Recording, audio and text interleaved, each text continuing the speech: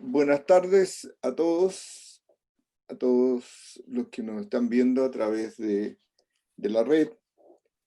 Les envío un saludo desde el Colegio de Ingenieros, porque en este momento estamos partiendo el último webinar con el que cerramos la conmemoración del Día de la Ingeniería. El Día de la Ingeniería está establecido por decreto el día 14 de mayo, y nosotros, partiendo de ese día, quisimos hacer toda una serie de webinar, ya que las condiciones actuales de salud, toda esta pandemia nos tiene encerrados, ¿no es cierto? Y no podemos hacerlo, todas las eventos presenciales que acostumbrábamos a hacer. Nosotros hacíamos una cena y otras cosas. Y entonces ahora organizamos esto de manera que la ingeniería chilena pueda estar presente, conmemore su día y a su vez esté presente en lo que está pasando y entregue una voz, unas palabras, tanto de reflexión como de acciones frente a esto. En este último webinar quisimos tratar el tema de la ingeniería y la resiliencia en condiciones de riesgo. ¿Y qué entendemos por resiliencia? Primero que nada, se ha definido en los textos como la capacidad de un ser vivo de recuperarse ante un agente perturbador en un estado o situación adversa. Se ha aplicado mucho en los materiales. Por ejemplo, hay materiales que son capaces de recuperarse una vez que están sometidos a un estrés muy grande, a unas fuerzas, unas tensiones muy grandes, y recuperan absolutamente sus características mecánicas y su forma también. Entonces aquí, ¿cómo lo aplicamos? La pregunta fundamental, lo aplicamos a una crisis como esta, es acerca de la continuidad de funcionamiento de la sociedad y el estado en que ella necesita y puede continuar, o mirado a punto de vista si esta realidad puede ser alterada de manera profunda debido al fenómeno que se enfrenta. Manera profunda quiero decir sin que se recupere nunca más. En este aspecto, el impacto de los hechos de la naturaleza, como los sismos o un huracán. Nosotros aquí en Chile estamos mucho más sometidos o enfrentados a sismos, ¿no es cierto? Son hechos que se producen en un tiempo muy corto, generan una gran perturbación, destrucción en estos casos, y luego viene todo este proceso de recuperación. Pero en una pandemia como la que estamos viviendo hoy día, el fenómeno es bastante distinto, porque tiene una duración más o menos dilatada en el tiempo, y eso hace que modifique las costumbres, incluso los usos, incluido la evolución económica, que es bastante grave. Entonces, todo esto nos enfrenta al tema de cómo manejamos la crisis. Hay una situación de crisis que está derivada de esta pandemia y por lo tanto ella tiene un alcance y una cobertura global por el hecho de ser una pandemia específicamente. Entonces, su impacto en el mundo es extraordinariamente amplio y modifica en definitiva la sociedad, el comportamiento económico, el comportamiento de los individuos mismos y la interacción entre ellos se ve modificada probablemente de manera que no va a cambiar mucho en el tiempo. Pero todo este entorno tenemos que modificarlo de manera de poder volver a una normalidad, ya sea nuestra normalidad de siempre o a una nueva normalidad, o tenemos que inventar una nueva normalidad. No lo sabemos, nadie lo sabe. Yo escucho todos los días, y ustedes también seguramente, las noticias, la prensa, etcétera, y no sabemos qué va a pasar con el mundo el día de mañana. O sea, si el mundo va a renacer, vamos a ser los mismos, o vamos a tener esta nueva realidad generada por estas condicionantes. Ese es el tema que hoy día queremos tratar desde distintos puntos de vista, desde el punto de vista de la sociedad, de la construcción de la sociedad, la gestión misma de los riesgos y el manejo de los desastres, de los cuales nos va a hablar Natalia Silva. Perdón, y también la adaptación estratégica en los tiempos turbulentos. De la cual nos va a hablar Francisco Javier Garrido. Y eso, en torno a este tema que yo delineaba así muy gruesamente, muy en borrador al principio. Entonces, para eso tenemos primero a don Guillermo Rolando, quien es actualmente subsecretario de Vivienda y Urbanismo, el Ministerio de Vivienda y Urbanismo, que nos va a hablar, nos va a desarrollar el tema construyendo una ciudad que asegure la dignidad de sus habitantes. Don Guillermo Rolando es ingeniero civil de la Universidad Católica de Chile y máster en Ciencias en Políticas Públicas de la Escuela de la Universidad de Harvard. Ha trabajado por más de 15 años en proyectos de desarrollo y superación de pobreza, tanto en sus diseños como en la fase de implementación. Fue asesor en temas de política habitacional del gobierno de Argentina y durante 4 años también fue asesor del gobierno de Haití en el diseño de la nueva institucionalidad de vivienda del país, así como asesor del gobierno de la ciudad de Buenos Aires. Ha trabajado también como consultor del Banco Mundial y del BID en Perú y República Dominicana.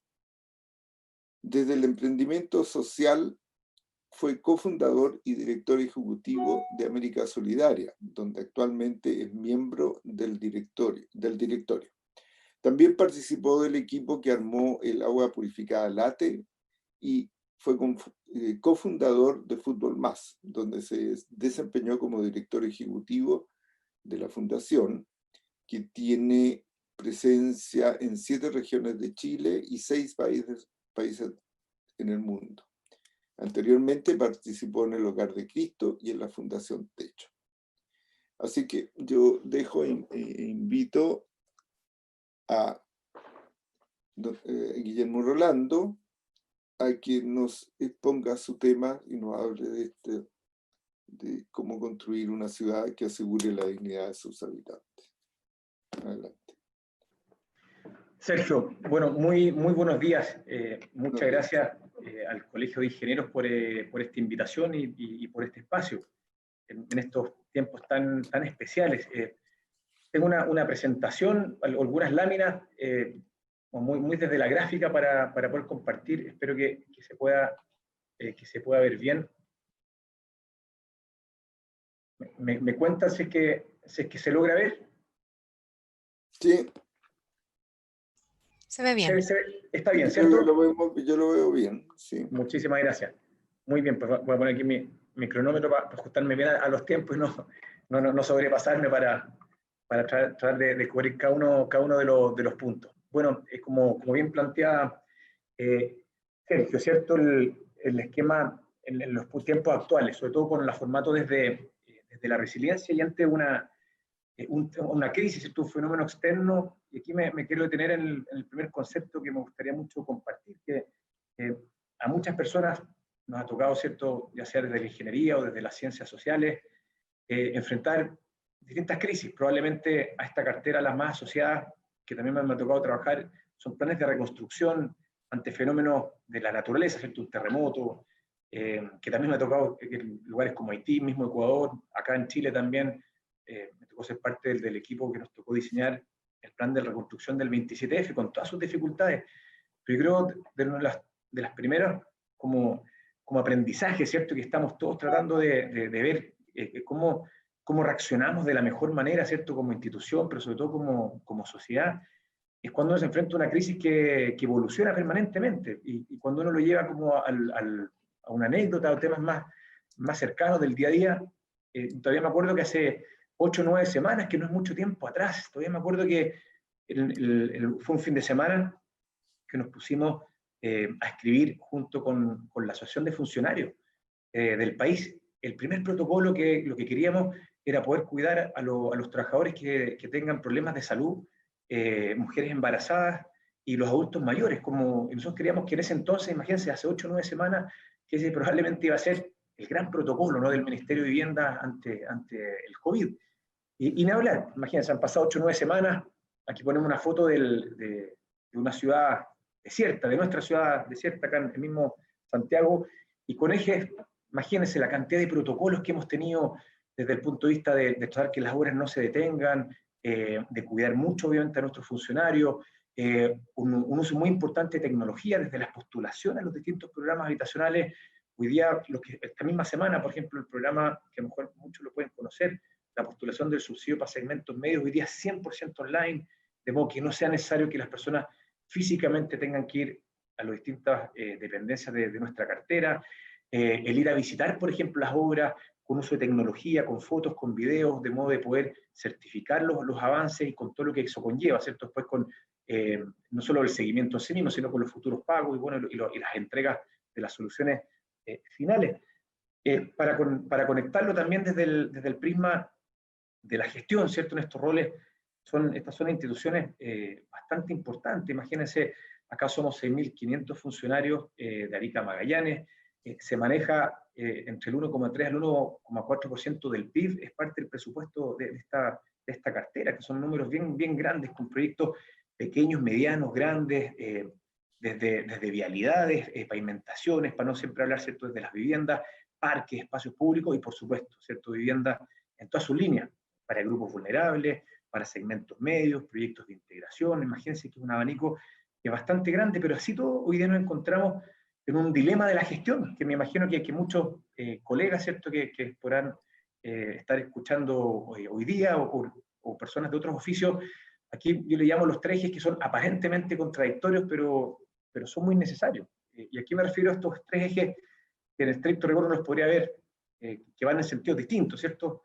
Ahí cuando uno se acuerda de la escuela años atrás, imagínense, yo salí hace 20 años, desde una mirada, si quieren, más vectorial, con lenguaje más de ingeniería, que aparentemente van en sentidos distintos, pero que hay que entenderlo muy bien. Lo primero, imagínense, como ministerio, tenemos cerca de 6.000 obras en el país, y lo primero es tratar que no se ralenticen la mayoría de ellas. Obviamente que cuando se entran en cuarentenas, territorios en cuarentenas, como hoy día puede ser la región metropolitana y distintos territorios en el país, obviamente que se entienden que muchas se empiezan a detener, pero en otros momentos lo que tenemos una serie de protocolos para los seguimientos, para los incentivos a la liquidez de las empresas. Nosotros trabajamos con muchas empresas que es mediana y pequeña. Muchos se imaginarán que la mayoría son empresas grandes, la verdad que no. Un maestro que tiene dos ayudantes que repara techo en una parte, o una constructora que hace 15 viviendas en zonas semirurales, pavimentos participativos en gran parte de las localidades del país. Entonces, el que no se ralentice por un lado, ¿no? Por otro lado, que lo que sabemos, ¿cierto?, hay un gasto muy importante y que son las urgencias en estos días hacia todo lo que es la política de salud de nuestro país, ¿cierto? Lo vemos día a día, el enorme trabajo que se está haciendo en todas partes a través de los sistemas de salud, y por ende, obviamente hay una reducción de presupuesto, de caja, como uno le llamaría, en muchas de las otras carteras, que se incluye la que yo trabajo hoy día, Ministerio de Vivienda y Urbanismo, y a la vez ya ir preparando, y en eso estamos con mucha fuerza, preparando una batería enorme de proyectos a esta cartera, en el caso que se requiera, ojalá pronto, ya depende de muchos factores externos, un plan de recuperación económica. Esta cartera, imagínense, nosotros generamos promedio cerca de 170.000 fuentes laborales por año en todo nuestro abanico proyecto. Entonces, el que no se ralenticen las obras que actualmente existen, el ajustarnos un presupuesto que tiene algunas incidencias, y el ir preparando la cartera, obviamente, para un plan de reactivación que, insistimos, ojalá sea lo antes posible, nos lleva en el mismo momento, ¿no? Tal vez haciendo una analogía, y como los conductores de rally, que muchas veces las curvas tienen que frenar y acelerar de modo de poder controlar bien. Bueno, eso es uno de los desafíos grandes que estamos como cartera en estos momentos. Ahora, llevándolo un poco al contexto actual y lo que planteaba Sergio desde lo que uno empieza a observar, ¿no?, las construcciones de nuestras ciudades, los aprendizajes. Y una de las primeras cosas que yo creo que es bien importante poner a la mesa, que estas crisis empiezan a visibilizar una serie de temas que en muchos escenarios se creían que estaban relativamente bien encaminados o que iban avanzando, y la verdad que muchos van avanzando muy bien, pero empieza a reflejar ciertas zonas de la ciudad, y aquí lo quiero vincular a los temas de infraestructura, cuando uno le llama la infraestructura o la falta de infraestructura como un símbolo en este caso de probablemente yo no les importo, o sea, por ejemplo, de un campamento en la zona norte de nuestro país. Actualmente hay 48.000 familias viviendo en un campamento del país. Se han generado nuevas tomas también en el último tiempo. Y imagínense, cerca de un tercio más o menos de los campamentos en nuestro país no tienen un acceso seguro al agua. En una economía que muchas veces la pensamos o la sentimos como si fuese de segmentos medios a nivel mundial, ¿no? Y nos empezamos a dar cuenta de que hay muchas cosas que nos faltan todavía. Y hay los desafíos, nuevamente, para la ingeniería en sí mismo, ¿cierto? El cómo llegamos de mejor manera con nuevas tecnologías, con nuevos materiales, de modo que estas situaciones que nuevamente empiezan a visibilizarse, las podamos solucionar de una manera definitiva. También otro efecto que no es menor, ¿cierto? Cuando uno lo ve más desde la academia, las ciudades desde el punto de vista como un lugar colectivo, ¿cierto? O masivamente colectivo, donde antes de entrar incluso a definir como un lugar donde ojalá la mayoría de las personas, de los seres humanos, nos podamos desarrollar, ¿no? De acuerdo a nuestras capacidades, a nuestros intereses, incluso yendo a un peldaño mucho más primario, cuando uno dice, bueno, ¿son las ciudades un espacio para generar al menos la cobertura de las necesidades básicas? Y es interesante cuestionarlo, porque esta misma crisis nos empieza a mostrar que en poco tiempo, ¿no? Al parecer se habían logrado algunos equilibrios que tenían ciertas inestabilidades o que eran equilibrios relativamente precarios, porque si en poco tiempo empezamos a visibilizar, y eso aquí se me empieza a cruzar muchos de los temas que me ha tocado trabajar en la vida, ¿cierto? Acá en nuestro país o en otros lugares, uno se empieza a cuestionar si en pocas semanas, ¿cierto? Se paraliza una serie de factores y que muchas personas tengan, por ejemplo, dificultades básicas incluso en la generación de alimentos o cubrir los alimentos básicos del hogar.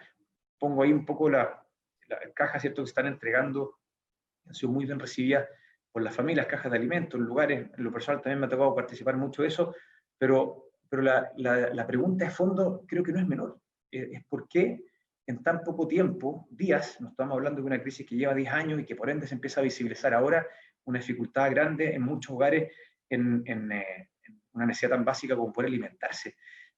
Hay un tema que hay que ver y se está trabajando mucho, después vienen unas láminas más adelante para contar también gran parte de los avances, pero estos son espacios, y lo plantea Sergio muy bien, el cuál va a ser ese nuevo equilibrio, ¿cierto? En esta resiliencia, que se hablaba muy bien, que años, ¿cierto?, muchas veces estaba muy asociado a las materialidades, ¿cierto? Y que hace un buen tiempo esto también lo he ido acuñando muy fuerte las ciencias sociales, el cómo una sociedad bajo una crisis, bajo un efecto externo que la tensiona, cómo se vuelve a recuperar. Y ese es claramente uno de los desafíos grandes que tenemos ahora, y por eso uno también vuelve a agradecer estos espacios para al menos poder compartir muchas de estas reflexiones e invitarnos, ¿cierto?, a quienes estamos asociados de alguna manera a la ingeniería, qué herramientas pudiésemos tener o qué herramientas debiésemos desarrollar desde una mirada mucho más desde la innovación, para por lo menos ir supliendo muchas de estas necesidades básicas que quedan bastante a mitad de camino. Junto con eso, y conectado ahora también al tema de las construcciones de las ciudades, ¿cierto? Es interesante cuando uno pone este concepto, por ejemplo, de infraestructura como un símbolo de borrar errores del pasado. Les voy a mostrar una foto que probablemente muchos la asociarán algunos sectores de acá a Santiago, y esta foto en realidad es en Rancagua. ¿Por qué busqué una foto que sea de provincia? Porque en muchas de nuestras ciudades a lo largo del país, de alguna manera fuimos replicando por muchos años, por varias décadas, una espacialidad muy segmentada, donde en algunos lugares hiperconcentramos cierta cantidad de viviendas con muy poquitos equipamientos. Eso fue muy masivo en la década del 80 y en la década del 90. Era un país que teníamos otras necesidades también, que teníamos mucho menos recursos de lo que tenemos hoy día, y se entendía, ¿cierto?, un número masivo de personas viviendo en condiciones de campamento, ¿cierto?, en condiciones muy complejas, y el foco fue tratar de poder a la mayoría de ellos darle una solución habitacional. Y yo sé que después de muchos años es muy fácil analizarlo, pero y hay que estar en esos zapatos en esa época, y probablemente hoy día estamos haciendo algunos temas que pueden generar errores, ojalá que así no sea, pero que probablemente pueden generar algunas dificultades a futuro, pero si uno lo analiza hacia atrás, imagínense muchos lugares de las ciudades donde un número importante de familias vulnerables, todas juntas, con muchas veces en las periferias, con poco equipamiento, y con poco espacio de áreas verdes, como uno le llamaría, y se empiezan a después lo que empezó a ocurrir, y eso es conocido por todos, cuando uno le pone una serie de capas sociales encima, cuando uno empieza a ver, por ejemplo, dificultades de ingreso, muchas veces asociadas a violencia intrafamiliar, en algunos casos puntuales, u otras dificultades también sociales, muchas veces empezaban a visibilizar estos mismos barrios. Entonces, imagínense, en pocas décadas, y aquí sí que empiezo a contar algunas de las cosas que ya se están veniendo haciendo en la última década, para hablar de una manera bien de Estado, no siempre asociado siquiera en algún periodo específico. Por ejemplo, acá ya se empiezan a demoler muchos de estos sectores. Hoy día hay 20 barrios en el país, 20 barrios. Estamos con un programa que lo que se llama es la regeneración de barrios. En algún minuto se le llama segunda oportunidad, que básicamente se vuelve a diseñar la ciudad sobre la ciudad, de modo de poder construir con un mejor estándar, cómo llevar los equipamientos, cómo generar hoy día viviendas ya de dimensiones mucho más grandes, y ahí ya lo quiero conectar con mejoras importantes que han ido ocurriendo en la última década, ¿cierto? Lo que fuimos construyendo es, por lo menos para compartir en la presentación, el contexto del COVID asociado a la gestión, después cómo hemos ido visibilizando falencias, ¿cierto? Que empiezan a aparecer de una manera muy masiva debido a la crisis, pero también qué cosas se han ido reforzando y qué cosas han ido mejorando mucho en la última década. Por ejemplo, este es un conjunto habitacional que queda aquí en Santiago. Esto queda en Avenida El Eje, entre la Avenida de la Florida departamental con Américo Vespucio, o sea, un lugar muy bien conectado a pocos metros del acceso al metro. Se está intentando mejorar mucho lo que son la localización. Ya se cuentan con herramientas de compras de suelo que antiguamente no existían. Las dimensiones de la vivienda, y le ponemos, si quieren, un apellido, de la vivienda social, tiene otro estándar hoy día. Los departamentos, lo mínimo son 55 metros cuadrados. La verdad que las terminaciones también, mejoras térmicas en las viviendas. Vamos a la ingeniería también, ¿cierto? Mejoras de los códigos antisísmicos también en los temas de suelo, que después del 27F, una de las cosas que mejoraron mucho son las nuevas exigencias en las normas de suelo también. De modo que claramente uno empieza a ver de que afortunadamente aquellas personas, aquellas familias, quienes sí logran acceder a muchos de los programas del Estado, de la cartera, gran parte de ellos quedan muy conformes con lo que uno le llama el umbral mínimo ya de habitabilidad, que era algo que teníamos una dificultad bastante importante. Esta cartera entrega cerca de 65.000 soluciones, para que no solo uno hable de subsidios, soluciones reales, ¿no? De que uno o pasa a ser propietario o arrienda a lo largo de todo el país. Pero ¿cuál es lo que nos falta? Que tenemos, imagínense, tenemos cerca de 500.000 de hogares hoy día que están en un déficit habitacional, o sea, todavía nos queda mucho, y creemos, ojalá que el efecto y que la pandemia, para el beneficio de todos, ¿no? Pueda acotarse lo máximo posible, pero no sería extraño de que si este periodo se alarga mucho, también se empieza a visibilizar en la precarización de la vivienda de muchas familias que hoy día nosotros le llamamos que son los campamentos invisibles, ¿cierto? Aquellas personas quienes están o están de allegado, ¿cierto? O están en una vivienda hacinada y que se pueden ver con mucha dificultad de mantener sus arriendos o por las condiciones que están ahora, y que tengan algunas de ellas que verse forzados a ese acampamento. Pero así todo, dentro de ese contexto, sí transmitir la cantidad de mejora. Esto, por ejemplo, también en espacios públicos, esto es Dichato, para no hablar también siempre de Santiago, el Parque Costanera que se vio arrasado después del tsunami, que todos nos acordamos del 27F, y hay también una obra de urbanismo, ¿cierto? Una obra también de ingeniería, obviamente, que recupera toda la costanera de esta localidad. Junto con eso, y para entrar también en algunos detalles, mejoras muy importantes en los programas térmicos, a través de los programas de descontaminaciones ambientales, que se ven arriba, también viviendas tipo que se le llaman, o también mejoras en tecnología con calefactores solares, mejoras en los espacios públicos. Afortunadamente, sí, lo que es la innovación, hay permanentemente la cartera, lo que intentamos ir trabajando, ¿cierto?, con la industria, de alguna manera que se vayan mejorando cada uno de los programas que se van ejecutando y se van generando como país finalmente, ¿no? Infraestructura para soñar en grande, y esto también es bien importante lo que uno le llama desde la equidad territorial, desde la equidad urbana. Una foto que me imagino que la podrán reconocer rápidamente, el río Mapocho. Esta es la zona poniente.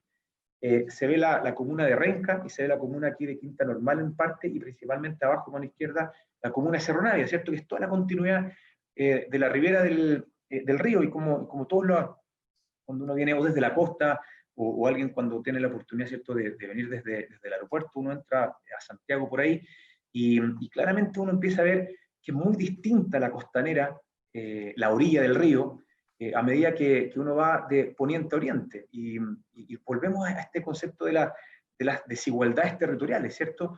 Entonces uno se hace una pregunta, que es válido hacerse la pregunta, ¿por qué uno está condicionado del dónde vive, por ejemplo, algo tan natural y que debería ser absolutamente democrático, tener el mismo acceso a la misma ribera del mismo río que baña la ciudad? Entonces, ¿por qué en ciertas partes de Santiago, afortunadamente, hay parques lineales de altísimo estándar que la gente lo ocupa mucho, los visita mucho? ¿Y por qué en ciertas partes no ocurre lo mismo? Y por lo mismo, imagínense que es el proyecto urbano más grande, al menos de nuestra cartera, en la historia de nuestra cartera, que es toda la continuidad desde el Parque de la Familia en Quinta Normal, después, ¿cierto?, del Parque Los Reyes, Parque La Familia. Son 9 kilómetros, algo más de 50 hectáreas de parque lineal, tremendo proyecto para toda la continuidad de la ribera en Quinta Normal y todo lo que es Cerro Navia. Y justamente lo que se busca, volvemos aquí a las construcciones de la ciudad, que en distinto de donde uno nazca o en distinto de donde uno viva, al menos los equipamientos urbanos sean exactamente lo mismo. Y eso también son de las miles cosas que estamos intentando de corregir y de diseñar con muchos actores. Para ir cerrando y para tratar de cumplir con los 20 minutos de tiempo, y para dejar al menos algunas reflexiones y compartir algunas reflexiones, ¿cierto? En esta presentación he intentado de transmitir o compartir mucho la ingeniería desde la gestión, ¿cierto? Imagínense, y que muchos probablemente colegas que nos pueden estar escuchando hoy día, o insisto, o profesionales, o personas que tengan oficios, ¿cierto?, en una diversidad enorme de temáticas, lo que es la gestión, ¿cierto? Y más en una crisis tan cambiante que nos obliga. Nosotros estamos revisando, imagínense, ya semana a semana, olvídense de un plan de anual o un plan, sino semana a semana, cómo ajustamos herramientas, los programas, los recursos para que todo nos funcione bien. También la ingeniería de la infraestructura, ¿no? Todo lo que fuimos conversando desde tanto lo épico, desde cómo generar los mismos accesos, como también los errores históricos que cometimos como sociedad. También desde la innovación. Se ha ido ocupando mucha tecnología también, sobre todo en estas últimas 2 meses, y los temas más de fondo que uno queda es la ingeniería también desde el sentido, el por qué uno se dedica a lo que se dedica también, y más aún la ingeniería desde el sentido, pero en épocas como esta, donde ya ni siquiera estamos siendo afectados por un sismo que fue en 2 regiones que duele mucho, ¿cierto? O algún efecto de sequía que afecta bastante ciertas zonas del país, sino que esto ya no solo el país completo, sino que la humanidad en su totalidad, que nos vemos muy afectados por lo que está ocurriendo a nivel nacional, entonces, y a nivel mundial, perdón, de modo que como todas nuestras capacidades, ¿cierto?, las conectamos al sentido, y de modo que cómo vamos a reconstruir cada uno de los temas que están siendo afectados. Y aquí, para cerrar, me conecto con lo que planteaba Sergio, el conectarse, ¿cierto? El poner todas nuestras capacidades de alguna manera al servicio de un todo, a mi juicio, es la pieza clave para poder generar la resiliencia que tanto se necesita en nuestro país. Así que nuevamente quiero agradecer por este espacio, nuevamente felicitar al Colegio de Ingenieros, y que ojalá, obviamente, que se puedan celebrar mucho más días del ingeniero para las próximas décadas, centenios y milenios. Así que nuevamente muchas gracias a todos. Muchas gracias, Guillermo. Gracias por el saludo. Y y por el hecho de haber realizado esto, también tu presentación fue muy buena, muy interesante, porque nos muestra todo este enfoque que se tiene frente a la vivienda y a la ciudad, o viceversa. Así que muchas gracias por tu tiempo y por habernos brindado esa charla. Muchas gracias, Sergio. Gracias. Y pasamos a nuestra segunda invitada, Natalia Silva, que nos va a hablar sobre la gestión de riesgos y manejo de desastres.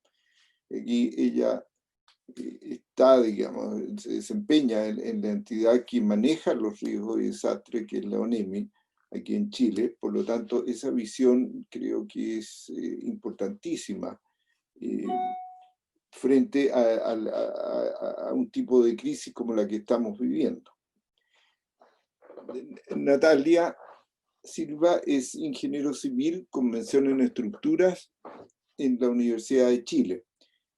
Estructura y construcción en la Universidad de Chile. Ella realizó estudios para un postítulo en planificación para el desarrollo local, ordenamiento territorial, gestión ambiental y gestión de riesgo de desastres en la Universidad de Florida, en Estados Unidos. Además tiene un magíster en geofísica en la Universidad de Chile. Asimismo cuenta con un diploma internacional de especialización en derechos humanos, desarrollo sustentable, políticas públicas de prevención de desastres en América Latina y el Caribe, y un diploma de hidrogeología aplicada a la minería y al medio ambiente en la Universidad de Chile. También tiene un postítulo y un diploma en gestión para la reducción de riesgo de desastres, y se ha desarrollado como investigadora científica en el Departamento de Geofísica de la Universidad de Chile, como docente y académica de la misma universidad, y actualmente es jefa del Departamento de Gestión del Sistema Nacional de Protección Civil de ONEMI, que es la Oficina Nacional de Emergencia en Chile.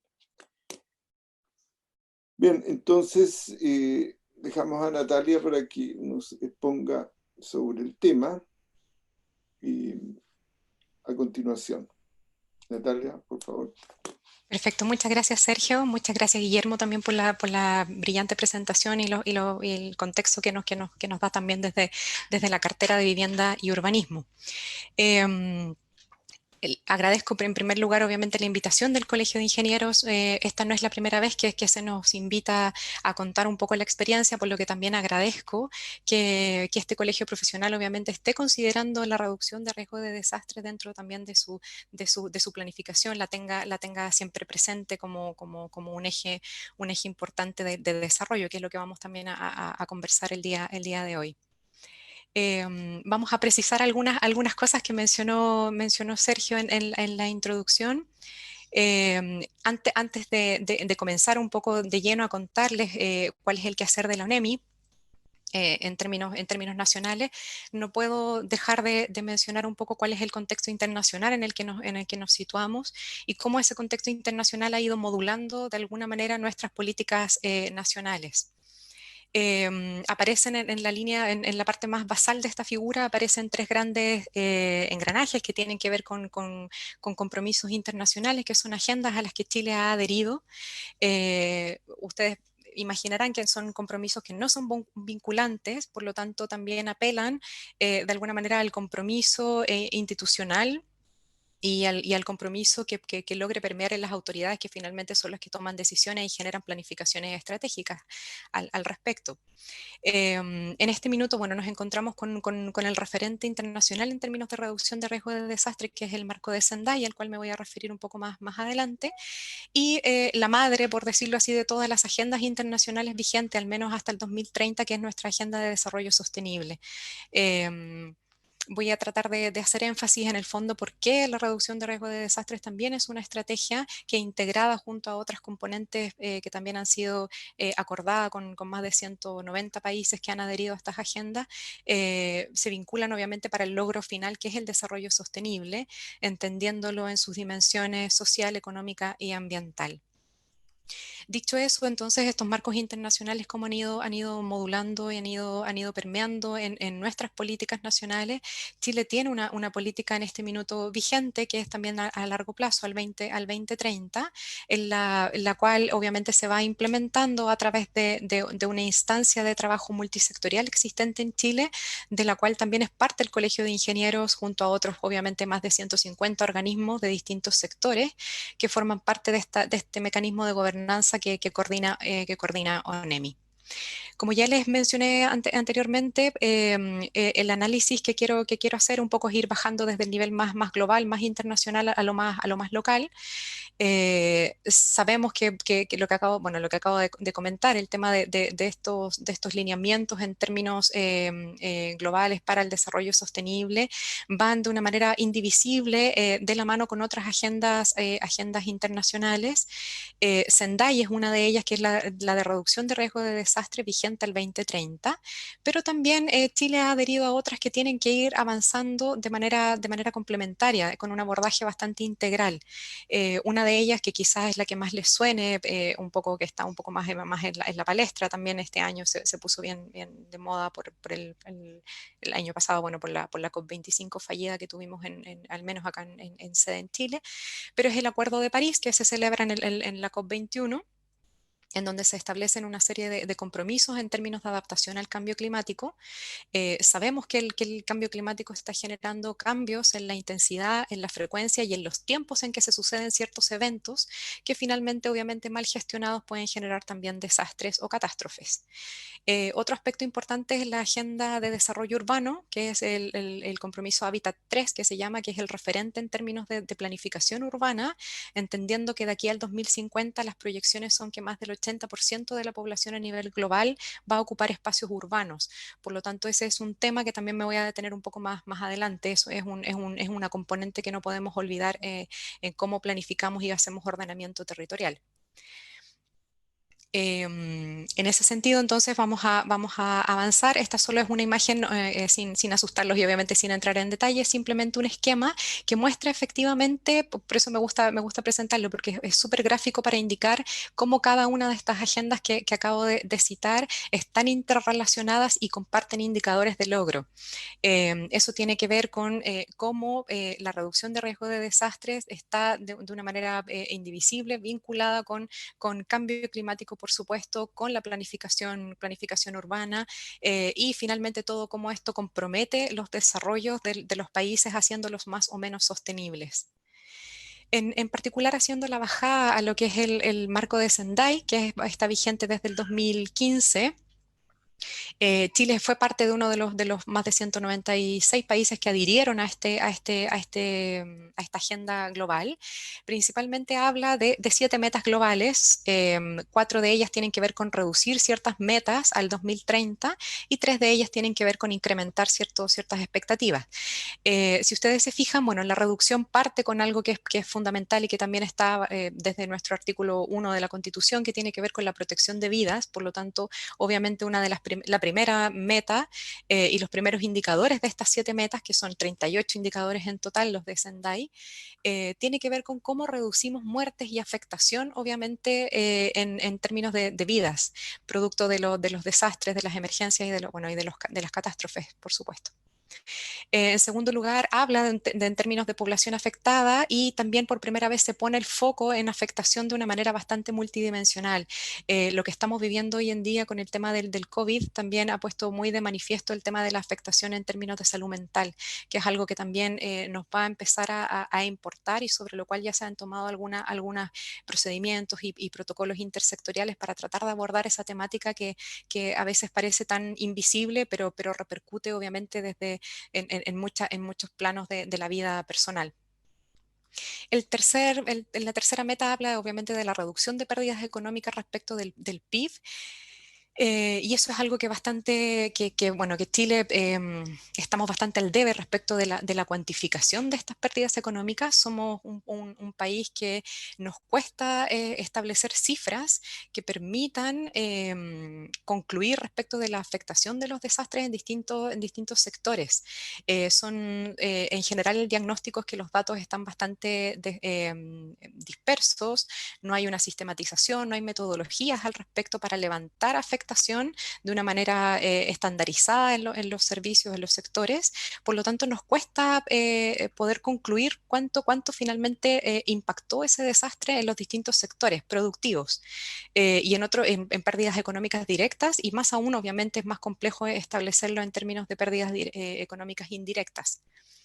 La tercera meta, que es la meta D, que es la que me voy a referir un poco más adelante, obviamente por el público que esperamos nos esté escuchando, que es de un carácter más ingenieril, más duro, habla respecto de los daños e interrupciones en infraestructura, poniendo el énfasis obviamente en aquellas infraestructuras que prestan servicios críticos, servicios básicos para la población, para asegurar las cadenas de suministro, etcétera, que es algo que también hemos visto con esta pandemia. En términos del incremento de metas, bueno, tienen un poco, apelan a términos más de innovación, más de tecnología, para el tema de alertamiento temprano, por ejemplo, el tema de potenciar los mecanismos bilaterales y multilaterales en términos de cooperación internacional, y otros que tienen que ver con estrategias más locales de reducción de riesgo de desastres.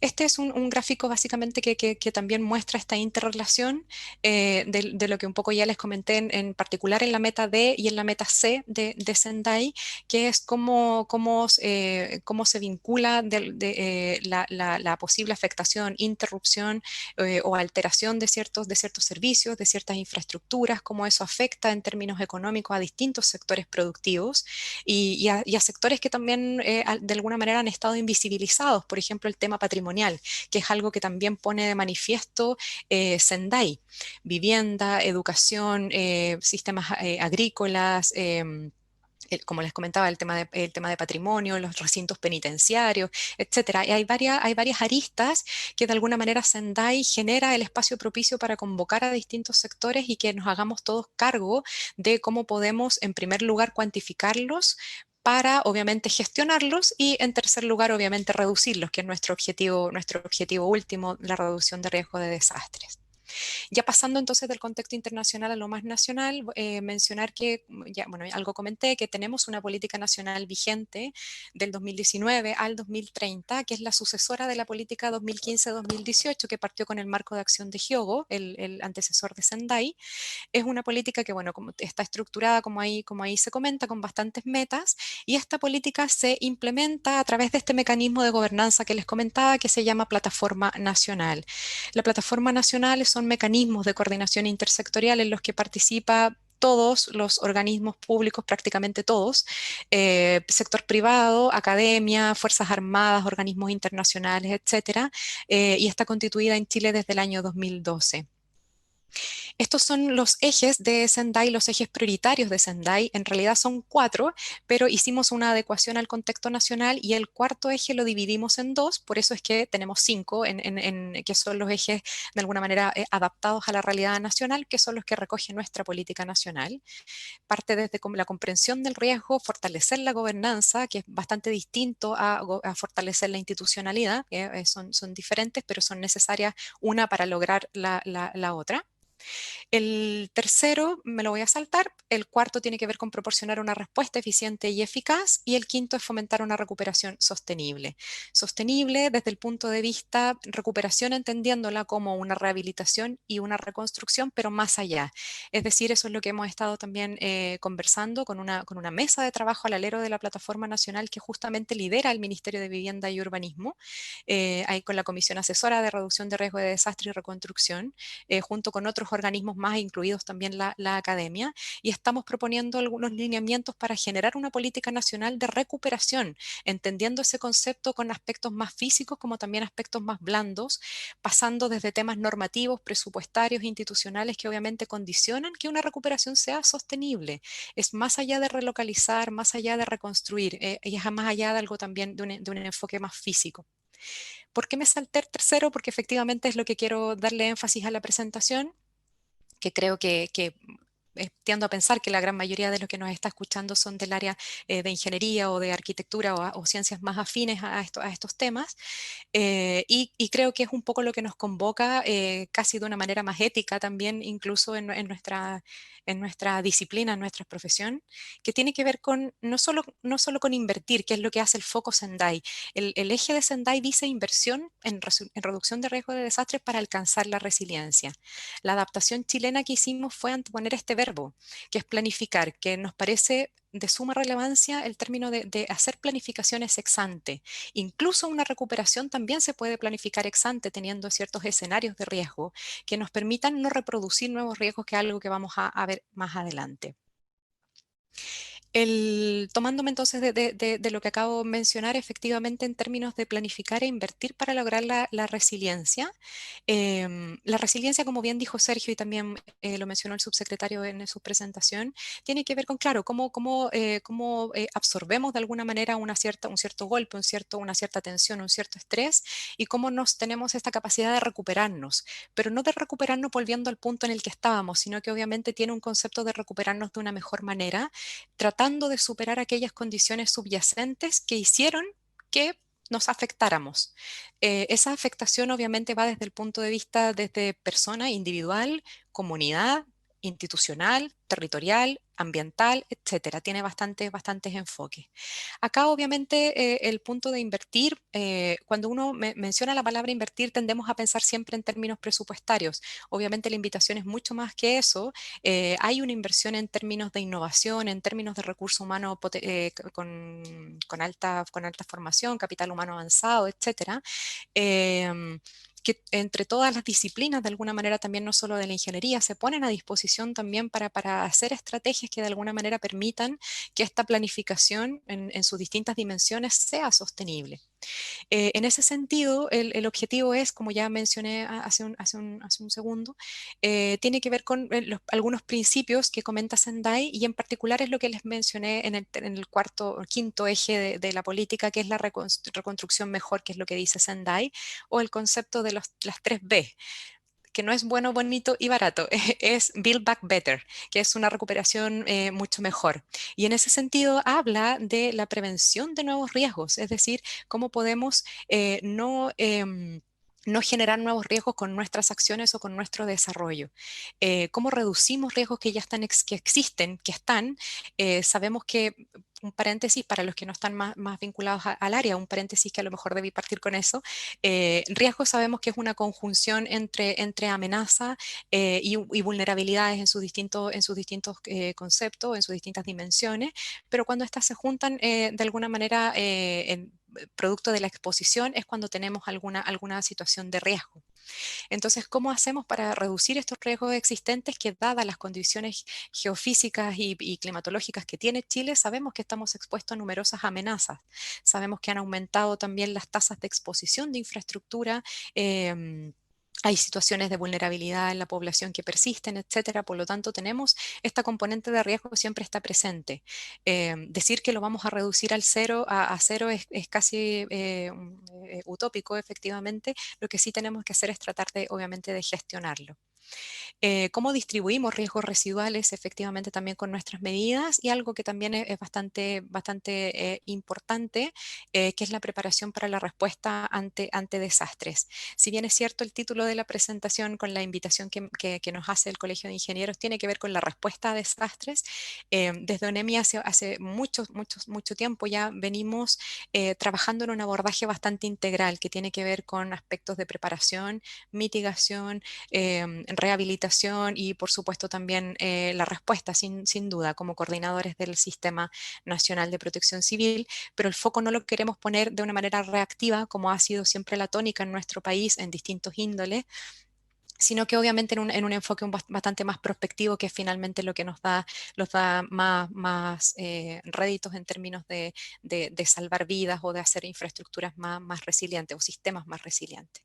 En ese sentido también, y de manera concreta, la invitación es en que la planificación y la inversión se diversifiquen en términos de medidas estructurales, que son lo que entendemos como estructurales en términos de obras, temas más físicos, barreras de contención, barreras aluvionales, habitacionales, etcétera, obras más de ingeniería, mucho más físicas, obras, infraestructura verde, infraestructura azul, etcétera, y otros conceptos que también están apareciendo. Y en términos de medidas no estructurales, que las medidas no estructurales son bastante blandas, entre comillas, pero son bastante importantes, dado que son... tienen que ver, por ejemplo, apuntan a temas normativos, cambios reglamentarios, temas también de preparación o de formación de capital humano en términos de innovación, como ya algo les he comentado. Algunas cifras que quise poner en la presentación son, bueno, bastante, algunos referencias, algunas citas que quise colocar acá. También tenemos al debe, de alguna manera, cuantificar esto en Chile. Siempre solemos tomar estas referencias a nivel internacional, que son las que establece Naciones Unidas en general, pero nos falta poder hacer esta constatación de cuánto es lo que efectivamente uno ahorra invirtiendo en términos de mitigación y de preparación versus lo que uno tiene que gastar en términos de respuesta o reconstrucción. Algunas de las cifras hablan de una proporción de 1:4, de 1:6 o 1:7, y sobre todo, por ejemplo, en algunos aspectos que son bastante coyunturales, como el tema de alerta temprana, en la última cita que ahí coloco en ese slide, habla de obviamente una proporción mucho mayor, entre 4:36 en términos de la inversión que se puede hacer en sistemas de alerta temprana. Estas imágenes también me parecen que hablan casi por sí solas. Me parecieron un estudio bastante interesante, y de los pocos estudios que existen en términos de financiamiento en medidas de reducción de riesgo de desastres. En el primer esquema se puede ver que del total de asistencia para el desarrollo en casi 2 décadas, menos de un 4% a nivel mundial se destina a temas de desastres, al gran concepto de desastres. No obstante, dentro de ellos el mayor porcentaje de ese ya porcentaje que es marginal, el mayor porcentaje se destina a respuesta en emergencia. Sabemos que de alguna manera cuando ocurre emergencia, de alguna manera los fondos se redistribuye presupuesto, etcétera, de alguna manera se responde y se echan a andar los servicios, o se trata de levantar cierta infraestructura, sobre todo partiendo, por supuesto, por la más crítica o que presta servicios más estratégicos. No obstante, cuando se golpean puertas para el financiamiento de medidas más de preparación o de mitigación, obviamente no es la misma recepción, escasean los programas, y en general hay programas que están más enfocados al tema de adaptación al cambio climático, y que de alguna manera ha sido colgarse desde esa oportunidad o colgarse de estos programas ha sido una oportunidad para que también se plasme la reducción de riesgo de desastres. Uno de los otros cuadros a los que hago mención, bueno, ahí también se puede ver en la esquina superior derecha la proporción que también vuelve a ser marginal en términos de otras acciones de desarrollo, como el tema de mantenimiento de la paz, ayuda alimentaria, fondos para la pobreza, etcétera, o para enfermedades de transmisión, como SIDA o tuberculosis, lo que aparece ahí. El otro gráfico que es bastante interesante es cómo se distribuyen ciertos proyectos en términos de estas prioridades de Sendai, que también se logra ver que, volvemos a lo mismo, para la preparación para respuesta, este enfoque un poco más de corto plazo, obviamente es quien se lleva más el porcentaje de inversión finalmente. Este gráfico también me gusta harto, creo que es bastante interesante también para el público que puede estarnos escuchando. Es un gráfico tomado del Global Assessment Report del GAR 2015, que de alguna manera muestra la proporción de la afectación en los distintos sectores a causa de lo que denominamos riesgo extensivo versus riesgo intensivo. Esto también es bien interesante. El riesgo extensivo hace mención a aquellos fenómenos que son bastante recurrentes, pero son de bajo impacto, por lo tanto tienden a pasar bien desapercibidos, pero también se relacionan bastante o muy fuertemente, estrechamente, con condiciones que son de base, desde pobreza multidimensional hasta términos de planificación urbana o territorial, por ejemplo, las marejadas, o podemos citar algunas otras, pero que pasan más desapercibidas, como mencioné. En términos en comparación con las de riesgo intensivo, que son fenómenos que obviamente tienen un mayor impacto, pero son de recurrencia mucho más baja, por ejemplo, los terremotos, para los cuales sabemos que Chile, en particular para la amenaza sísmica, es uno de los referentes a nivel mundial en términos de ingeniería y de códigos de construcción y de diseño sismo resistente, pero también sabemos que hay otras amenazas que se han ido expresando también en Chile, de las cuales obviamente estamos bastante más al debe en términos de conocimiento y también de gestión. Para ir cerrando, obviamente, solo algunas reflexiones. Importante, y obviamente, llamar desde los que trabajan desde la academia hasta los que trabajan en términos ya más de empresas o desde sus distintos ámbitos de acción, en el fondo los que son también funcionarios públicos o empresas privadas, etcétera. ¿Cómo hacemos un aumento en términos de inversión de medidas de mitigación, tanto estructurales como no estructurales? Yo aquí solo quiero dejar un dato que es algo que bastante impresionante, nos pareció, lo analizamos en esta mesa de recuperación que les comentaba, lo que invierten los dos principales ministerios que tienen relación con oficializar normativa. Es bajísimo, es del orden de 100 millones cada uno de los dos ministerios. Me refiero a MIMBU y a MOP anualmente, que es una cifra bastante marginal, es bastante despreciable en términos de la inversión, por supuesto, y del recurso y del presupuesto asignado en las carteras. Por lo tanto, también el llamado es ahí a ver cómo podemos hacer alianzas públicas, privadas, para mejorar, revisar permanentemente normativa internacional, adecuarla también si es que es necesario, pero trabajar en esos aspectos de normativa que finalmente son medidas no estructurales, que obviamente aportan y que tienen un impacto en que no tengamos mayores pérdidas ni afectación. Algo que mencioné también hace un rato es el tema de la reducción de los factores subyacentes de riesgo, que son estas condiciones basales que finalmente permiten que un desastre se presente o se exacerbe. Algo que mencionó el subsecretario hace unos minutos tiene que ver con, por ejemplo, el tema de los campamentos, los asentamientos irregulares, el acceso a servicios básicos, etcétera. Cómo estas nuevas condiciones o estas condiciones presentes de base se van abordando para efectivamente poder mitigar y reducir este riesgo. Y ahí el abordaje tiene que ser completamente transdisciplinario. También algo que tenemos que no sé si sucede en otras carreras o en otras profesiones, pero al menos en la parte ingenieril siempre tendemos a ser bien especializados. De hecho, siempre nos consultamos, ¿qué especialidad tienes? Es casi como los médicos. Pero, por ejemplo, tomando ese ejemplo, claramente ahora la pandemia nos pone de manifiesto que un médico en general, un anestesista, etcétera, también son igualmente necesarios en esta epidemia, más que también igualmente casi que un epidemiólogo, que un salubrista, etcétera. Por lo tanto, el llamado es a romper un poco esos hilos, el ver en los enfoques de una manera mucho más sistémica. Y por último, obviamente, el desarrollo sostenible, que tiene que ser un desarrollo resiliente al riesgo, que obviamente hay un académico destacado en el mundo de la reducción de riesgo de desastre, que es Alan Lavelle, que él siempre menciona que los desastres dejan de manifiesto problemas no resueltos del desarrollo, que esa es una frase bastante que nos hace bastante reflexionar respecto de nuestros modelos de desarrollo. Y aquí también dejo una pregunta planteada. ¿Quién planifica en Chile? Hemos perdido de alguna manera ciertos lineamientos más generales en términos de planificación en todas sus dimensiones, no solo territorial. Lo hemos ido acotando a competencias cada vez más locales, más municipales, sin tener certeza de si los municipios tienen las capacidades actuales para poder hacerse cargo de esa planificación con todas estas aristas y todas estas dimensiones bien intrincadas entre ellas. Una inversión en infraestructura resiliente genera beneficios no solo en sus activos, es decir, no solo en las componentes, sino que también a través de un enfoque bastante sistémico, y yo, por supuesto, que obviamente en los usuarios. Para cerrar, para no extenderme más, me gusta esta frase, creo que es una frase que nos invita a reflexionar bastante, sobre todo también con el contexto actual de la pandemia. Es una frase que dice el secretario general de las Naciones Unidas. Él menciona: si tuviera que seleccionar una oración para describir el estado del mundo, diría que estamos en un mundo en que los desafíos globales están cada vez más integrados y las respuestas son cada vez más fragmentadas. Si esto no se revierte, es una receta para el desastre.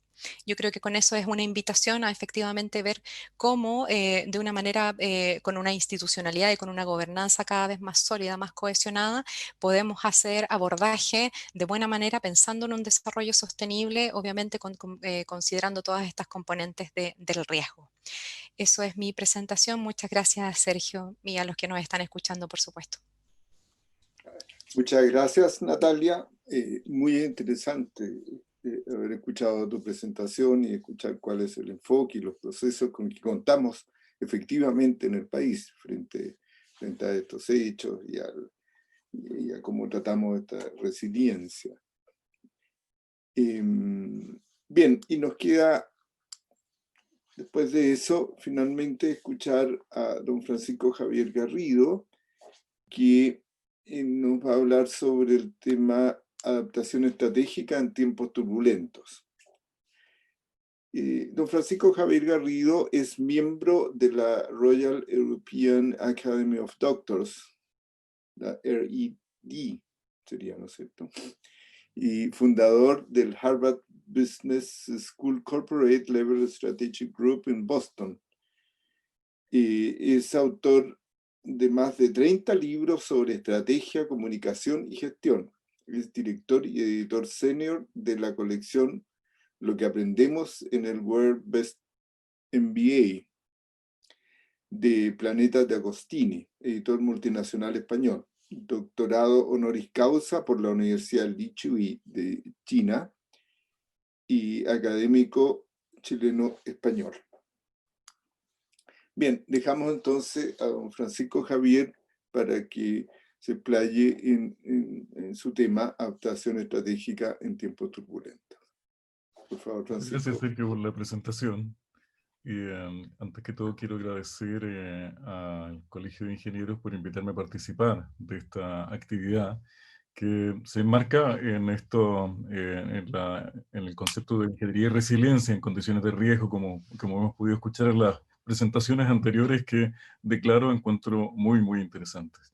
Lo que yo voy a intentar aportar desde mi perspectiva, mi especialidad es el tema estratégico, es cómo entendemos el tema de la adaptación estratégica en tiempos turbulentos, que así le hemos llamado, en estos tiempos complejos. Lo primero que me gustaría decir respecto de esto es que esta misma conmemoración remota del Día de la Ingeniería nos muestra un estado de adaptación incómoda, que es el estado de adaptación que tenemos al que nos sometemos las organizaciones y los sistemas cuando estamos obligados. Siempre digo que es mucho mejor adaptarse cuando no estamos obligados, sino de manera anticipada, porque eso es connatural a la especie humana, como vamos a ver. Es mi tesis desde donde parto cuando trato de explicar el significado del concepto estratégico para la adaptación y para las organizaciones y para los sistemas en general. Hablar de adaptación estratégica en principio supone resolver la cuestión de qué entendemos por estrategia. Y como todos sabemos, estrategia es un concepto que tiene una historia larga. Estamos hablando de una disciplina que tiene más o menos unos 3.300 años de desarrollo. En Occidente normalmente lo asociamos con Sun Tzu y sus trabajos del 420 aproximadamente antes de Cristo, pero en verdad en Oriente se entiende mucho antes, más o menos hacia el 1300, con los trabajos de Tai Kung. En China, la cuna, digamos, de las primeras enseñanzas estratégicas, luego de China, para hacer una síntesis, pasa hacia India, con los trabajos de Kautilya, Chanaka Kautilya, el Arthashastra, luego hacia Japón, que nos ha dado interesantes pensadores estratégicos desde la historia fundamental de la estrategia hasta los actuales. Y luego pasamos a Oriente, cuando ya definimos que para nosotros, conceptualmente en Grecia, el strategos o el strategon es el general de ejército o quien toma decisiones en esa dimensión. Y por tanto, dejamos la estrategia también conceptualmente nosotros amarrada a la lógica de la guerra. También intentando hacer una síntesis conceptual de dónde viene este modelo estratégico, y lo explico yo en un libro que les quiero compartir también el link para que lo puedan descargar en formato PDF a las personas que les interese el tema del pensamiento estratégico. Tenemos tres áreas: el modelo clásico del siglo XI antes de nuestra era, el modelo más bien empresarial, que surge y toma vuelo y mucho volumen básicamente a mediados del siglo XX, y el modelo convergente, que es el modelo que hoy día trabajamos, ¿no es cierto?, las personas que nos dedicamos al tema de la estrategia en el presente siglo. En estas tres dimensiones, el modelo clásico, el modelo empresarial y el modelo convergente, tenemos distintos cultores, distintos autores, pero el primer modelo estuvo marcado por la idea de la estrategia y el conflicto, El segundo periodo estuvo marcado por la idea de la estrategia para la competencia, incluso gracias a un trabajo de Porter de la década del 80, la gente pensó que la estrategia solamente era para competir. Creo que el propio autor así lo creía, lo dice en las primeras páginas de su libro y es una equivocación. Y en tercer lugar está los modelos de estrategia cooperativos que suponemos que en el siglo XXI tienen mucho mejor desempeño. De hecho, estamos siguiendo algunas compañías que tienen diseños estratégicos cooperativos que han sido mucho más resilientes. En Chile, en los últimos episodios que tuvimos de crisis social, de octubre del año pasado en adelante, y en esta crisis pandémica también, las compañías que operan sobre modelos cooperativos y los gobiernos que operan en sus distintas carteras con modelos cooperativos también han sido más resilientes. Digo esto porque normalmente la lógica en que se mueve la dimensión estratégica es la lógica del conflicto, de la competencia y la cooperación, que es una dinámica social que es cíclica y se reitera. Por tanto, no es que la estrategia sea solamente competitiva, como pensaba Porter, por ejemplo, o solamente cooperativa, o solamente conflictiva. En verdad, estas dinámicas se van dando de manera cíclica, se van resolviendo en función de los intereses y los objetivos estratégicos de cada organización. Y por supuesto que la estrategia depende de un contexto y opera en función del objetivo estratégico. Pues la estrategia tiene sentido en la medida que resuelve el objetivo que estamos buscando conseguir. Con la dificultad, por supuesto, de que estamos hablando de una disciplina que trabaja en una lógica de diseñar un modelo de futuro, pero a valor presente, que es como yo tiendo a definir la estrategia. Ahora, ¿por qué es importante el contexto? Ya lo decía Natalia en su presentación, porque la reducción, en el caso de ella, en la presentación que nos hizo hablando de reducción de desastre, de los efectos más bien de los desastres, requiere una comprensión del entorno, decía ella, con un sentido prospectivo y multidimensional, ¿no? Incluso Natalia nos llevaba a preguntarnos al final de su presentación, ¿quién planifica en Chile?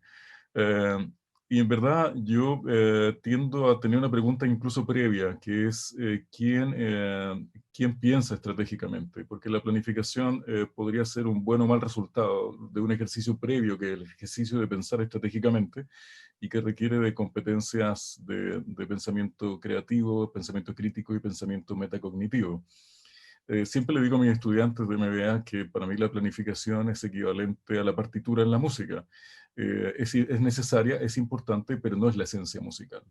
Y creo que en la medida que logramos enseñar a pensar estratégicamente a nuestras directivas y a nuestros directivos, tenemos mucha mayor probabilidad de que tengamos éxito luego en la partitura, en la planificación y en la ejecución y la implementación, por cierto.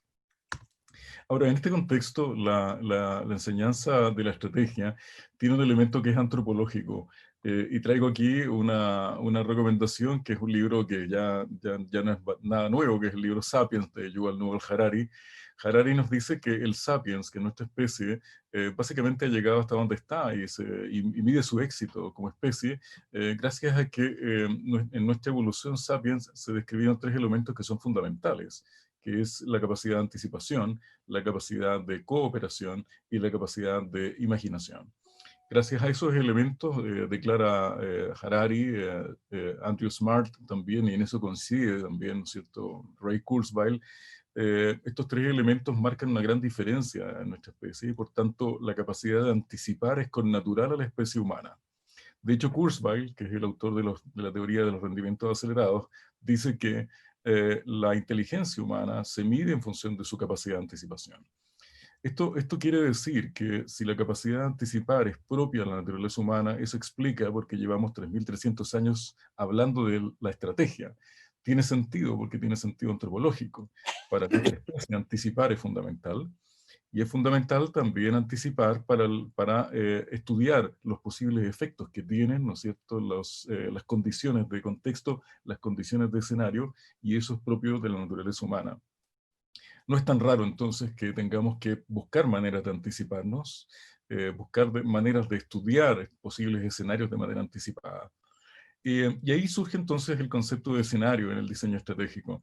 La palabra estrategia y la palabra escenarios también son palabras que son víctimas de su propio éxito.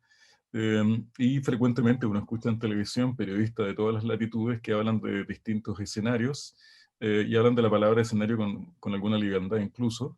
El concepto de escenario estratégico está muy desarrollado en una escuela en la que yo estudié y en la que colaboro, que es la Seed Business School de Oxford, donde está el Centro de Estudio de Escenarios Estratégicos, que desarrolló Niels van der Heijden, creador del método estratégico de escenarios para la Shell en la década del 70. Y básicamente cuando uno habla de escenarios, está hablando de algo que tiene que ver con una forma de pensar en el futuro, pero que sirve para decidir lo que se va a hacer hoy día en el presente. Está un poco el concepto de sentido de urgencia, en el sentido de que estamos seguros de que si no hacemos ciertas cosas hoy, ese futuro seguro que no va a llegar. Eso sí lo tenemos claro. Sabemos que el futuro siempre nos sorprende, la realidad nos sorprende, la realidad es muy dinámica, pero los métodos y los modelos de diseño y desarrollo de escenarios estratégicos nos sirven para intentar anticipar distintas opciones de futuro, ¿no? Son relatos que tienen coherencia interna. Lo que hacemos es estimar y dimensionar lo que llamamos las driving forces en temas, por ejemplo, como ambiental, económicos, sociales, culturales, tecnológicos, educacionales, de conectividad, de política. Estas son las que llamamos las fuerzas motrices, y esto básicamente es un diseño que tomamos de un cliente europeo que se llama Scania, que nos pidió hacer un análisis de escenario. Aquí están las variables de innovación, de etnia, sexualidad, religiosa, infraestructura, alimentación, legal y tributaria. Como ustedes ven, son una serie de variables que se estudian para construir como mínimo 3 escenarios, que son los escenarios, ¿no es cierto?, positivo, intermedio y negativo, pero digo como mínimo porque hay clientes que piden mucho más que eso. Aquí vamos a escuchar brevemente a un colega que es Cho Kong, que es uno de los miembros del equipo de Oxford sobre temas de escenario, que nos va a contar un poco cómo ve la perspectiva de escenario. Comes to modeling scenarios. I suppose we're like a team of window cleaners, cleaning the windows for our colleagues who confront a future which is unknown and uncertain. We set the context in which they can envisage how their decisions might play out. Let me be clear. Scenarios are stories about the future, but they're not predictions. They're about understanding where we are today and exploring what could happen in the future. Stretching our imagination and challenging our perception, bringing into view possibilities that we might not have previously considered or understood. Básicamente, entonces, como dice Cho Kong, los escenarios lo que nos dan son visiones plausibles de un futuro plausible. Miran hacia el exterior, por tanto nos dice cómo son las condiciones externas y dado que la estrategia mira hacia el interior. Entonces, el escenario, yo siempre digo que es el hogar donde va a vivir o no la estrategia en el futuro, porque el diseño estratégico requiere de un contexto. Y estudiar esos contextos, como decía Natalia, y como también apuntaba Guillermo Rolando, es parte del dilema de la gestión, es parte del dilema de la ingeniería del sentido, como le definía muy bien Guillermo Rolando. Me gustó mucho esa definición, la voy a tomar, lo voy a citar, porque en verdad darle sentido a la toma de decisiones requiere de hacer un buen análisis, un buen análisis y un buen diseño de contexto, porque si no, en otro caso, estamos jugando en el diseño estratégico con cuestiones que son poco plausibles, ¿no? Entonces, es el contexto en que va a vivir o no la estrategia. Y luego, al formular la estrategia, en función de ese escenario, de esos escenarios, y en función de un cierto actor, que es como definimos a la organización en estrategia, ya podemos escoger por distintas categorías. Acá tenemos unas categorías de formulación estratégica que usamos en nuestro grupo de Corporate Level Strategy en Harvard, y hemos hecho un barrido y una definición de cuáles son las principales categorías de estrategia que utilizan las compañías multinacionales, y tenemos acá, a lo menos ustedes ven 18 categorías que son las que más se repiten. Bueno, nuestro grupo trabaja principalmente con compañías multinacionales y esto no refleja necesariamente el tipo de formulaciones y categorías que utilizan compañías locales, pero sí nos dice que la estrategia de fuerza, por ejemplo, la de tradición, la estrategia de ataque, son las estrategias, el tipo de formulación que más utilizan las compañías de tipo multinacional, al menos en los contextos que conocíamos previo a la situación actual, donde sabemos que va a primar muchísimo más la estrategia de innovación y donde hay muchas compañías que entienden que el diseño de escenario, el diseño de la formulación estratégica que tenían previa al COVID ya debe variar, debe cambiar porque ha cambiado el contexto. Nuestra resiliencia como organizaciones, ¿no es cierto? Y nuestra adaptación son las que se ponen a prueba, así como nuestra capacidad de cambiar en circunstancias como esta. En este grupo de trabajo que les comentaba, que dirige John Wells en Harvard, medimos tanto los estados de incertidumbre y desconcierto que tienen las organizaciones. Son estados distintos, la incertidumbre y el desconcierto, porque marcan los límites de la toma de decisión y de la acción que implementan las compañías en el momento presente, y cómo reaccionan o no de manera anticipada a las señales que le entrega el contexto. Si bien es cierto, sabemos que lo que es señal para una persona puede ser ruido para otra, es decir, un mismo analista, una misma observadora o observador de una realidad, puede, frente a las mismas señales, obtener resultados completamente distintos de acuerdo a sus capacidades. Los equipos multidisciplinarios ayudan mucho a que podamos tener un mejor barrido respecto a la manera en que estamos haciendo el análisis de contexto y de anticipación, y de cómo se están moviendo las tendencias de manera anticipada. Porque la información es importante, los datos son muy importantes para decidir, siempre y cuando sepamos cómo usarlos, ¿no? Hay organizaciones que tienen buenos equipos de asesores y analistas, pero no necesariamente son buenos sintetistas en la toma de decisión para saber qué hacer con esa información. Y la toma de decisiones es muy importante para defendernos de una enfermedad que tienen las organizaciones y que no es propia de este momento, que es una enfermedad llamada inercia. Cuando el cambio ocurre de manera más rápida fuera de la organización que dentro de la organización, quiere decir que esta organización, este sistema está en problemas, pero no siempre son capaces de verlo. Y nosotros estudiamos a través de un método que llamamos el Strategic IQ, o el coeficiente intelectual estratégico, que lo creó John Wells, 3 dimensiones en las organizaciones, que es la dimensión estratégica, la estructural y la humana, para ver qué tan flexibles y adaptables son en esas 3 dimensiones. Y medimos entonces el coeficiente intelectual estratégico en estas 3 dimensiones, estratégica, estructural y humana, haciendo un parangón entre la manera en que se mide también el coeficiente intelectual, que es la capacidad de adaptación y de reconocimiento de antecedentes relevantes del entorno, para medir la sustentabilidad, rendimiento y el rendimiento superior sustentable que tienen las organizaciones.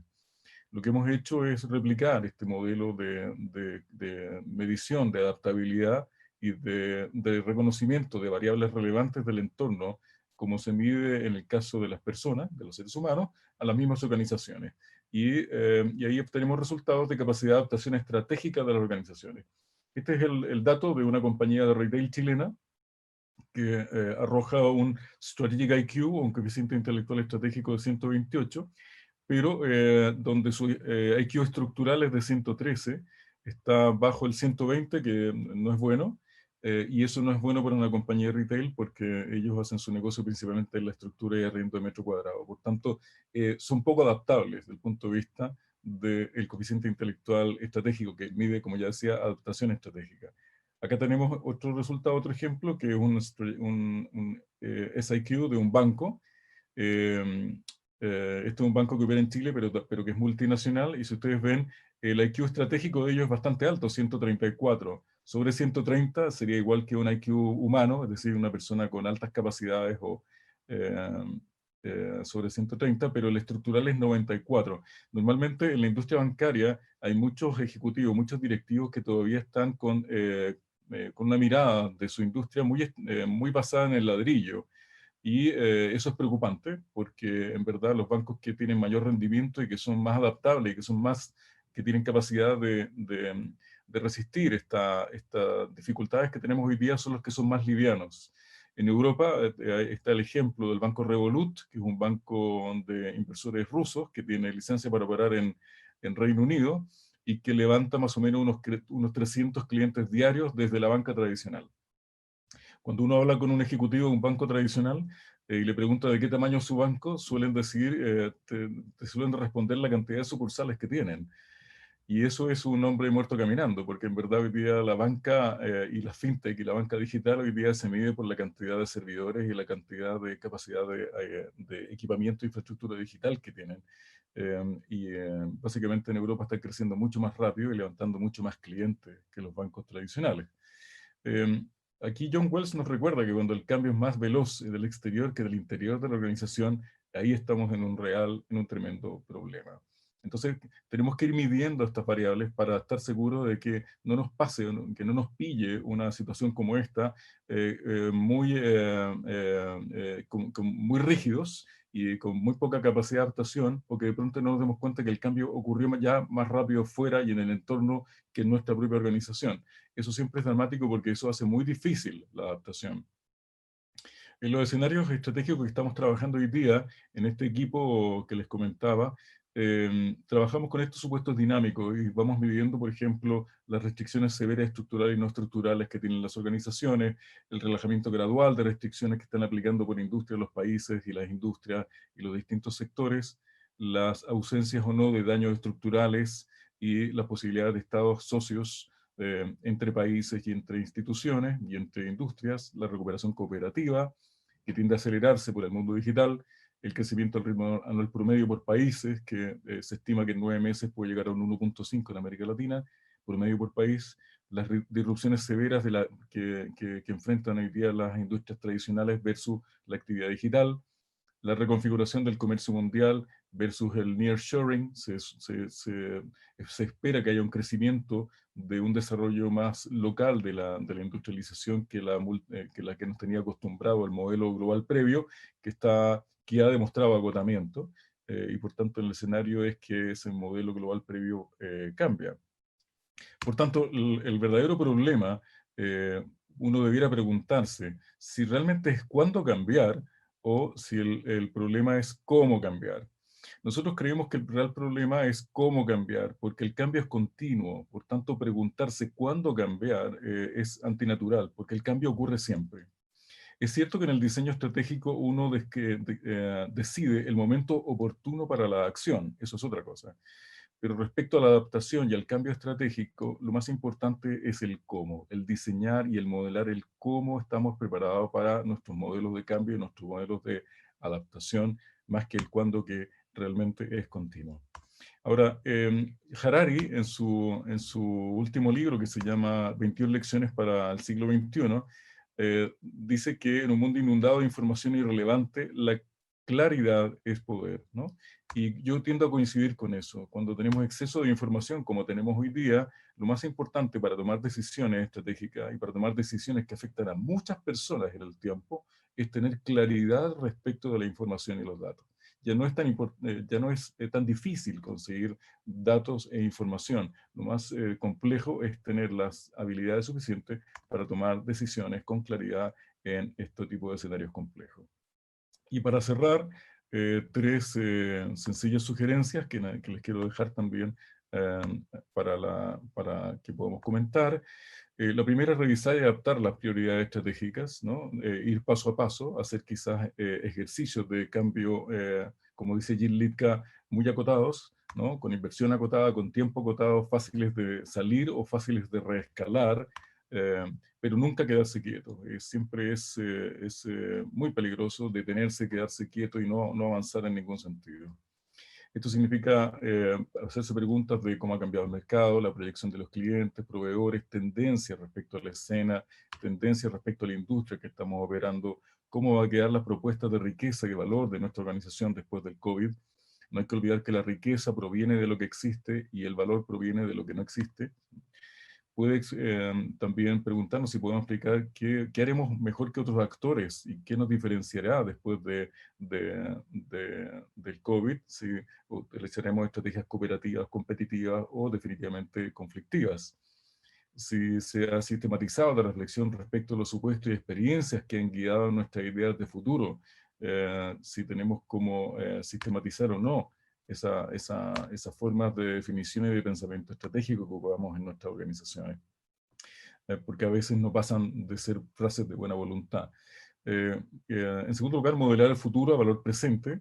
Yo siempre le digo a mis estudiantes de MBA, sobre todo, que recuerden que lo que no está en la cabeza de los gerentes no existe, porque lo que realmente va a existir o no es aquello que está en la cabeza de nuestras gerentas y de nuestros gerentes, porque son ellas y ellos los que toman decisiones.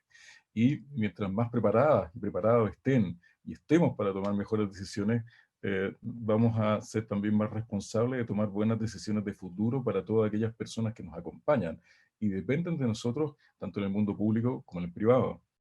Y finalmente recordar que el futuro se hace, ¿no? El futuro se hace, el futuro es una construcción adaptativa, por supuesto, pero para eso hay que acompañar a los colaboradores con dirección y empatía. La gente, la mayor parte de la gente va a las organizaciones, colabora con nosotros, en función de la confianza también que tiene respecto de que nosotros tomemos buenas decisiones de futuro, y eso supone una tremenda responsabilidad. Hay que pensar en invertir tiempo, en pensar cómo digitalizar nuestros end-to-end, nuestros sistemas, y pensar que una vez que hagamos eso, todo se acelera. Evaluar los modelos real estate versus trabajo remoto, evaluar la diversificación por modelos multipaís, y repensar el modelo de talento que estamos usando, modelos de talento flexible y estrategias de localización o no de la gente con la que estamos trabajando. Actualizar el desarrollo de talento pensado para un mundo global es muy recomendable. Y para cerrar, recordar que los estrategas son personas que buscan crear en el momento presente, pero con efecto futuro. Pero los estrategas buscan crear para que otros puedan creer, porque las personas que nos acompañan en las organizaciones buscan creer en nuestras decisiones. Eso es, muchas gracias. Es cuanto quería compartir con ustedes hoy día, y les voy a dejar el link para aquellas personas que les interese el tema, para que puedan descargar el libro de Pensamiento Estratégico desde la web del Colegio de Ingenieros seguramente. ¿Vale? Muchas gracias.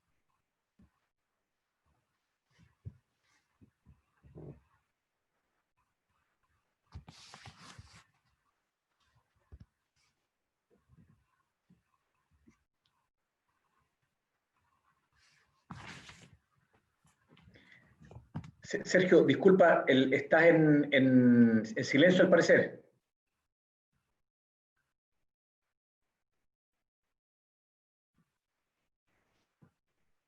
Sí, Sergio parece que está en mute. Ya. Ahí sí. Bien, repito entonces, muchas gracias, te agradecemos, Francisco Javier, por entregarnos esta mirada sobre la estrategia de la adaptación, que es tan importante en los tiempos y hechos actuales. También, por otra parte, agradecemos a nombre del Colegio de Ingenieros a los expositores por haber compartido con nosotros su tiempo y sus conocimientos y sus actividades también con los asistentes a este seminario. Les recordamos a todos ustedes que este es el último evento de la celebración del Día de la Ingeniería, que conmemora una acción altamente resiliente en la historia de Chile, que fue la recuperación del país por la población después del terremoto del 13 de mayo de 1647, hace ya más de 370 años, y que consideramos el inicio de la ingeniería en el país. Muchas gracias a todos y buen día. Muchas gracias.